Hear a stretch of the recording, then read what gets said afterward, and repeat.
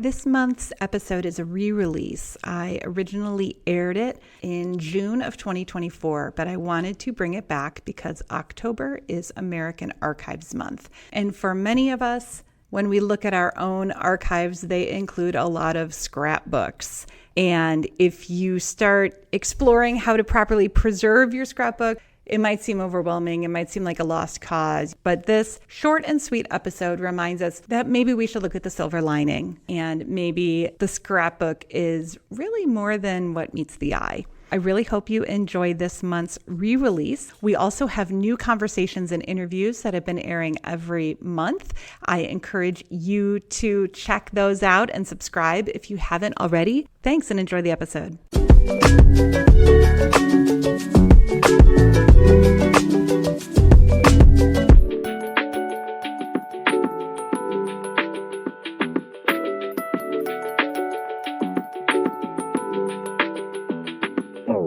Much ado about scrapbooks.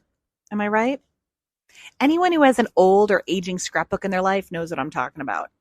The tape is brittle. The glue has stained everything. The pages are yellowed, made from acidic paper. If you try to peel off a photo, you're left with a torn page and the back of the photo is a mess. Things like newsprint are a lost cause. They have become one with the album. There is no easy way out. Could it get any worse? Or perhaps we're just thinking about scrapbooks all wrong. Maybe we need to stop looking at the negative and start seeking out the positive. Despite the fact that they may be crumbling before our eyes, maybe we should be thankful for these old scrapbooks and albums. I'm always excited to see these stacks of old deteriorating papers. And I'm here to tell you why. Hi, my name is Lindsay Smith with Exhibit Smith. I'm rethinking the way we save our stuff. I help people interpret, preserve, and better understand the objects that make up our world. If you have a lot of stuff, it might feel overwhelming. But believe it or not, I truly believe that artifact and heirloom preservation can be both easy and fun. In fact, I've developed a series of introductory level workshops on this topic and others just to prove my point. Learn more about them at exhibitsmith.com. Back to the scrapbooks. If you're an archivist, curator, records manager, personal collector, avid scrapbooker, or simply someone who just has had old scrapbooks thrust upon them by a friend or family member, these bulky, awkward volumes might seem like an absolute preservation nightmare. Also, they're usually too big to stand up on a shelf and are often too wobbly to stand up on their own anyhow. So from a preservation and conservation standpoint, there are ways to deal with the physical issues that many of these old scrapbooks have. It might not completely get rid of the issues, but you can usually slow down any damage that's occurring. That's a start. For example, the entire album might need some added structural support, or perhaps the book's acidic paper is affecting the ephemera and photos that are mounted to it, in which case an easy way to alleviate or at least slow down that damage might be to interleave the scrapbook pages with acid-free tissue. Or if there are items in the book that really should be removed, you may be able to, or need to, send the scrapbook to a paper conservator for a comprehensive treatment.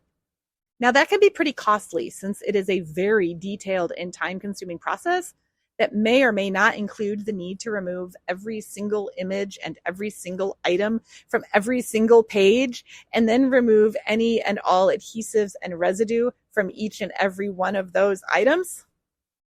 Oof.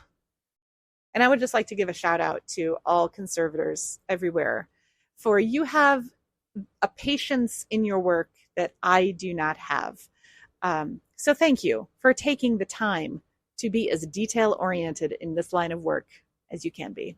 There's my little shout out for the day. Shout out to conservators. Anyhow, in some cases, the conservation route is a no-brainer. But honestly, for many people, you may not think of that level of treatment as necessary for your needs. Okay, so the embarrassing part is all of this talk about preservation and conservation is actually not the subject of today's episode. Oopsie. So I'd like to apologize for really falling off the track there, but it's always good to understand your options. So, okay, despite everything I just said, I'm not focusing on the how and why we should properly preserve and conserve our scrapbooks. That's a whole different episode, of which I think I just told you half of it. Today, I want to take a step back. And despite any of the preservation issues you may see, I want you to look for the silver lining in these acidic monstrosities. Okay, I'm getting a little too dramatic. Did I go too far? What I really want is for us to be grateful for what scrapbooks are at their essence, their raison d'etre. For even if a scrapbook is deteriorating before my eyes, I figure that if the scrapbook didn't exist, their carefully curated contents would not exist either. And even if they did, even if the photos and brochures and ads and newspaper articles were thrown into a shoebox, they wouldn't have that cohesive feel like a tiny curated exhibition, neatly wrapped between two covers that a scrapbook can provide.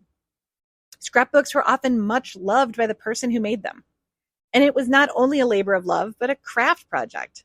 Scrapbooks are a means of expression. Sometimes they would be completed quickly, and other times they would be worked on for years.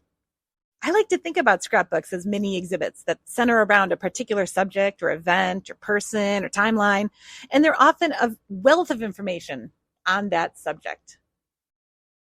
And they often take on the vibes of the creator, or shall I say, the creator as curator and their unique perspective. They choose what materials to showcase. It shows what materials were available and which albums and pages and clippings and content that creator wanted to use to create their final product. For example, an old scrapbook may be filled with newspaper clippings, because getting your name and photo in the paper used to be amazing, right? Nowadays, it's not even, newspapers aren't even a thing. I don't have to tell you that. So a scrapbook from today may just have a bunch of printouts from social media. Old scrapbooks may have a fancy embossed cover. Today's may just be digital. But they really do reflect the time in which they're made. And they're often a great way to keep a collection of miscellaneous stuff together.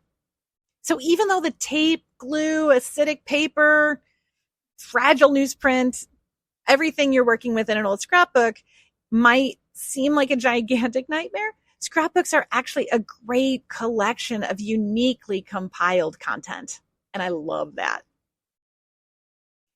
So, why they were made is completely different than how to preserve and care for them now. Anyway, scrapbooks are often treasured by families and are easier to keep intact over the decades than those boxes and boxes of loose records you may also have hanging around. And if I had to choose between a poorly preserved scrapbook and having no records at all, I'd happily take the scrapbook any day of the week. So celebrate your scrapbooks, enjoy their contents, think about the creator who made them, and be thankful that they've survived in one piece long enough for you to read and ogle and share them. And as far as their preservation, each has its own needs. But remember, their content has survived. And for me right now, that's the most important thing. Personally, I loved scrapbooking, and I made a bunch of scrapbooks as a teen. And this was shortly before that giant scrapbooking boom of the 2000s. Do you remember this? When scrapbooking craft stores were reproducing at alarming rates across the country. And scrapbooking took on a whole pop culture vibe of its own, with aisles and aisles of giant puffy stickers and cutouts and special zigzaggy scissors. And it really, truly became a whole new art form that scrapbooking had never come from before.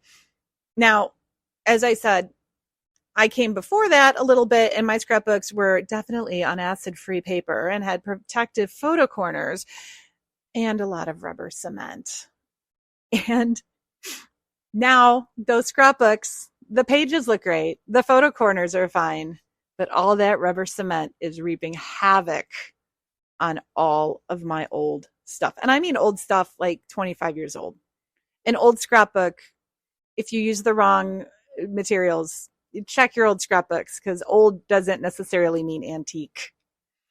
So that was me. That was me as a teenager. The 90s were a wild time for me. Instead of doing cool teenager things, I stayed home and made scrapbooks.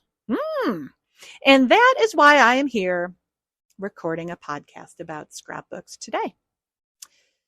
Yep. And I'm actually looking at them in a box right now. They look fantastic, and they're my history as curated by me. Hopefully someone will come one day and say, wow, this Lindsay person really curated the collection of their high school memorabilia in a very unique way. Okay, so anyway, enough about the narcissism.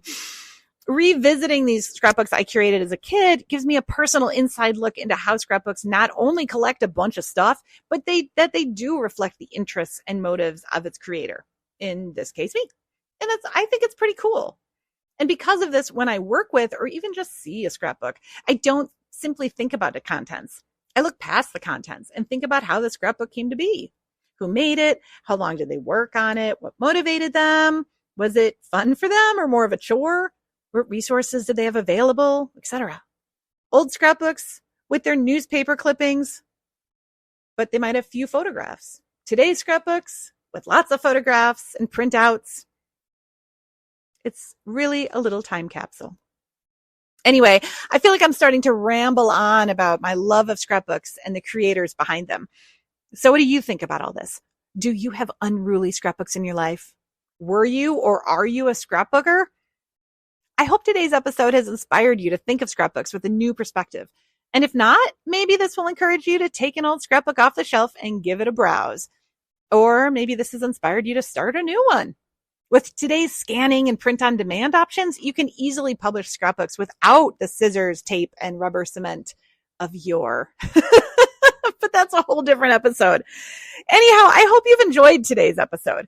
I invite you to subscribe to my podcast. And once again, you can see everything Exhibit Smith is up to at exhibitsmith.com, including grabbing yourself some free downloadable resources.